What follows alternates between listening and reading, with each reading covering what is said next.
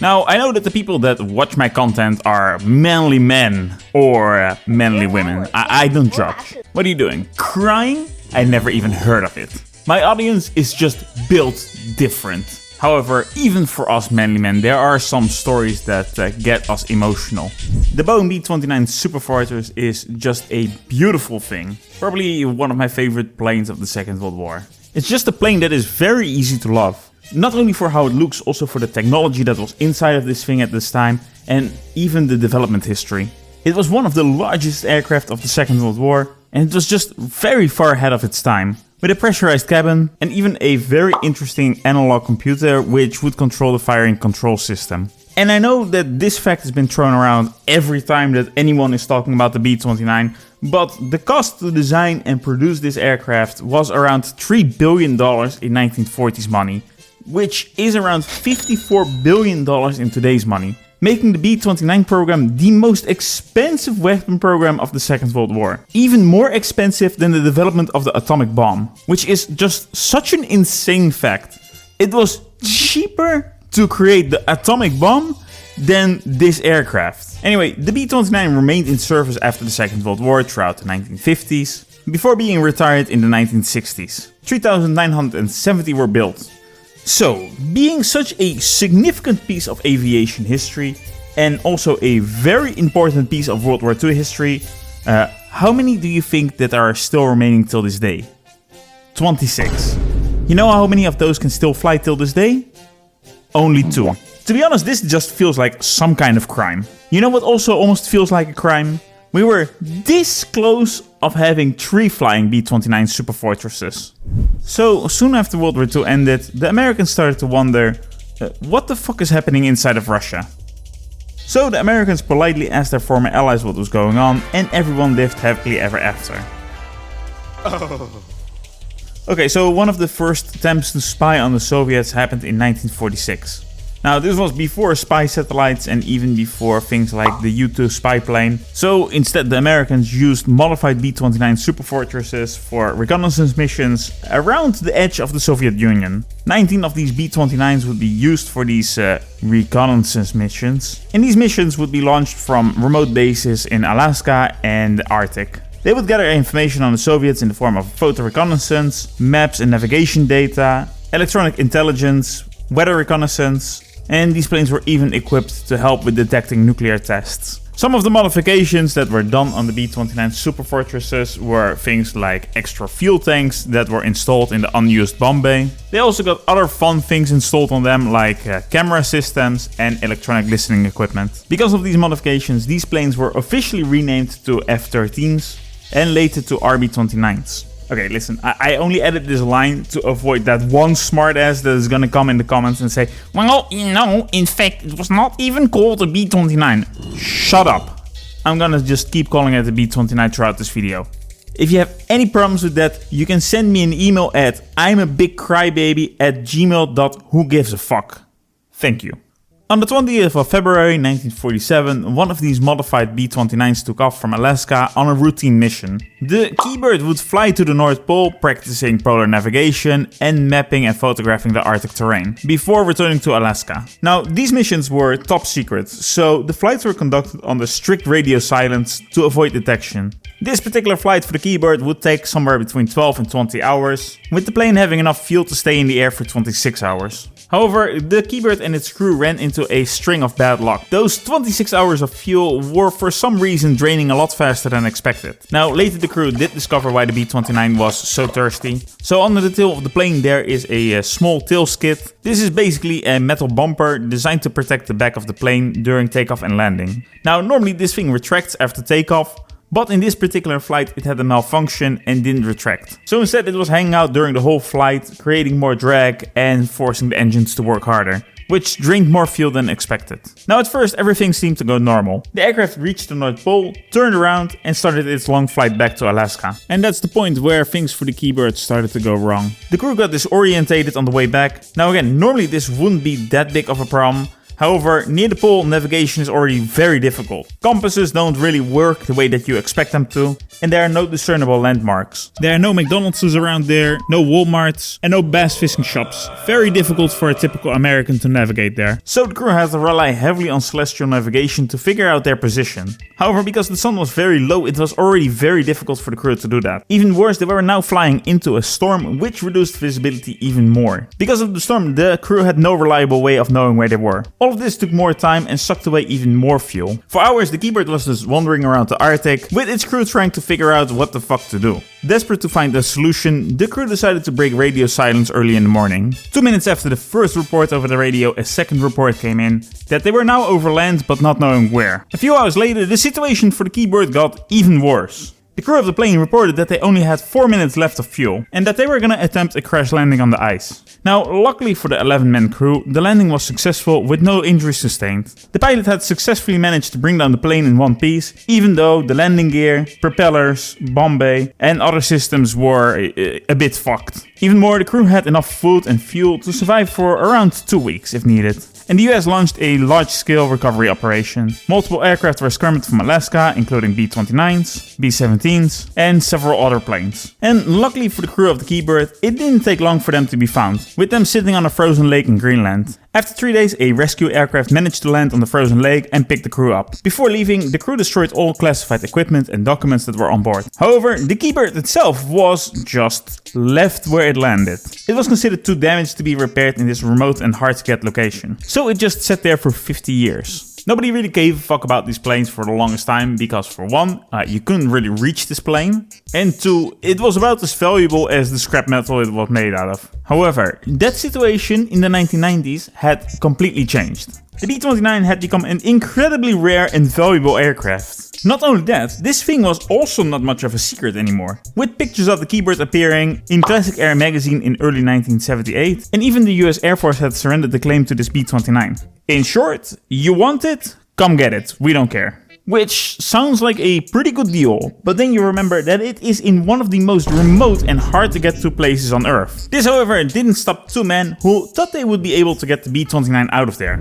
We have Darrell Greenemeier, an aviation enthusiast. He was also a test pilot at the famous Skunkworks division at Lockheed, and he even held a speed record for a low altitude flight. And Gary Larkins, who was an aircraft salvager who was specialized in recovering wrecks from remote locations. Both men were highly skilled, but they did have their differences on how to get the Kee Bird out of there. Larkins wanted to salvage the plane and take it out piece by piece. However, Greenemeier's plan was a bit more ambitious. His plan was to repair the plane where it crashed all those years ago and then fly it out of there.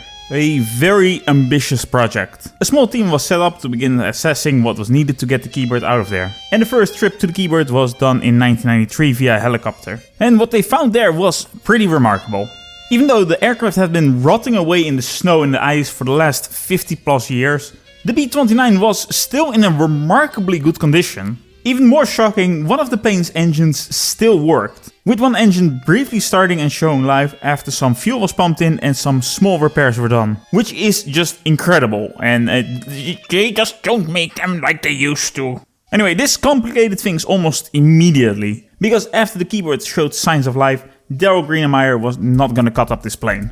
In the short time that they were there, they jacked up the aircraft and managed to get it on its landing gear. They assessed they would need 4 new engines, propellers, tires, some specific wiring and some other small things to get this plane off the ground again. When the team was back in the States, the project went through a lot of drama. Gary Larkins and Darrell Greenemeier had a major falling out. Gary still wasn't convinced that they would be able to fly this plane out of there and still wanted to salvage this thing. His goal was to take this plane apart and bring it home safely, but piece by piece. Darrell saw this very different. After seeing the condition of the plane and even being able to start one engine, he was not going to disassemble this plane. The two men weren't able to agree what to do with the Kee Bird, so in the end Gary left the project. This meant that Darrell took full control over the recovery effort, which also meant that they were going to fly this plane out of there. Over the next year, Darrell and his team started to scour for the parts that were needed for this plane all over the US.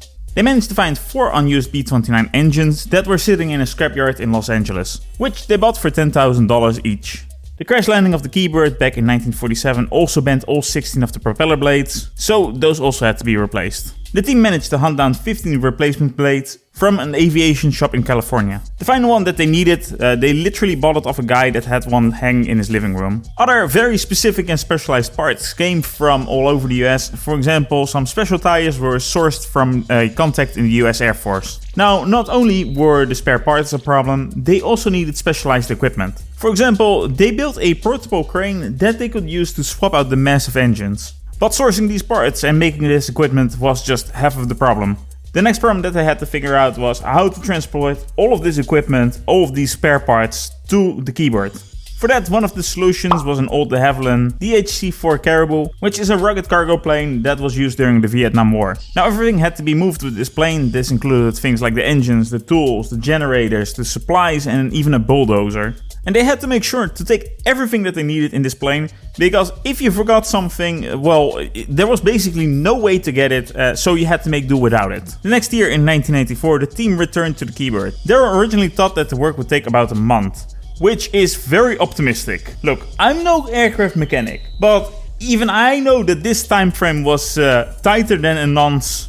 Well, you know where we're going with this. Now, if this team wanted to make this deadline, everything had to go perfect. And you can guess one time where the story is going next. That is not to say that they didn't work remarkably fast on this plane. They replaced the tires, swapped out the replacement engines, replaced the rudder, and patched up the wiring in the time that they were there. And that should have been enough. The goal wasn't to restore this plane to museum condition, it just needed to be airworthy. Get it off the ice, fly it out of there, and finish the job somewhere a lot safer. And that was for a very good reason. Not only did the crew have the problem of having to fly in every screw that they needed for this plane and every ham sandwich for the crew itself, it was also just flat out dangerous out there. If something happened to you, you're basically fucked, with no help around you for kilometers. And things definitely went wrong. Early on, the Kee Bird got stuck in the mud, which took away valuable time to get it free again. Later, the same aircraft also suffered from engine troubles, losing partial power and grounding it again. So even machines that were designed for rough terrains were struggling out here. Not only the machines were struggling with the environment, but the crew that was working on the Kee Bird was struggling as well.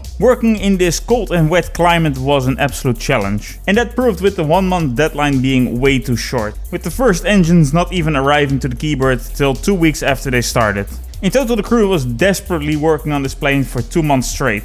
However, the cold and damp environment, the long hours, the grueling work, not having a shower, not even having a clean pair of clothes to change into, or a warm bed to return to in the night was really starting to take its toll on the crew. In the end, this proved fatal for Rick Creda, who was the chief engineer of the team. Near the end of the 2 months, he was completely exhausted and starting to get seriously ill. But out there, near the Kee Bird, there was no real way out. There was no quick trip to the hospital, nor was there a quick way to recover. The job really had to come first. At the end of the 2 months, the Kee Bird was almost done. However, the weather was starting to worsen. The people that were working on the Kee Bird were exhausted, and the condition of Rick Creda was even getting worse. So a very hard decision had to be taken to leave the B-29 behind and come back the next year. Sadly, this proved too late for Rick Creda, who passed away 2 weeks after returning from the expedition. Now, being so close to completing the Kee Bird and then having to leave it behind, but losing also such a critical member of the team must have been devastating. However, they didn't give up, because the next year in May 1945, Greenermeyer returned, this time with even more personnel. Instead of working in the summer months like the previous year,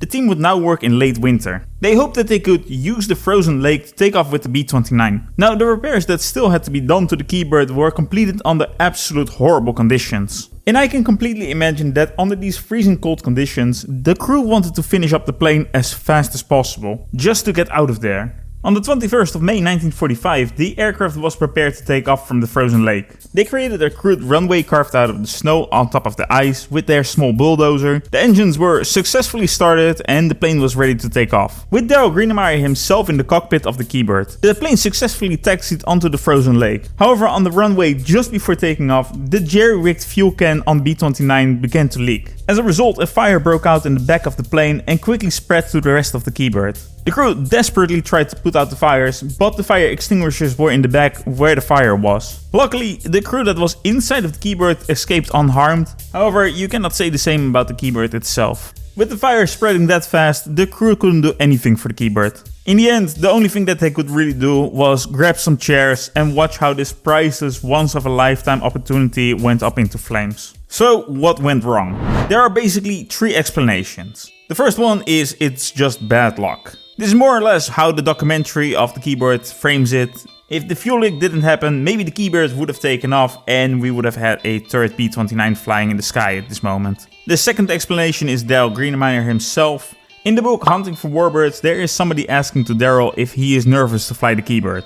Mind you, this is a plane that has been on ice for the last 50 something years, and he has never flown a B-29 before this. And he basically shrugs it off, saying, when your time comes, there's nothing you can do about it. That tells a lot about him. Daryl was used to taking risks. The kind of risks that most people would probably not take. And because of that, he might have ignored some warning signs to stop the whole attempt, or checked if things were really safe. The third explanation is that the Kee Bird had way more things wrong with it than anyone realized. This is a massive aircraft, and for it to fly, everything has to work. From bigger things like wings, rudders and wheels to smaller things like wiring and electronics, everything had to work. One dumb little thing like a rusted screw could have broken down the whole aircraft in mid-air.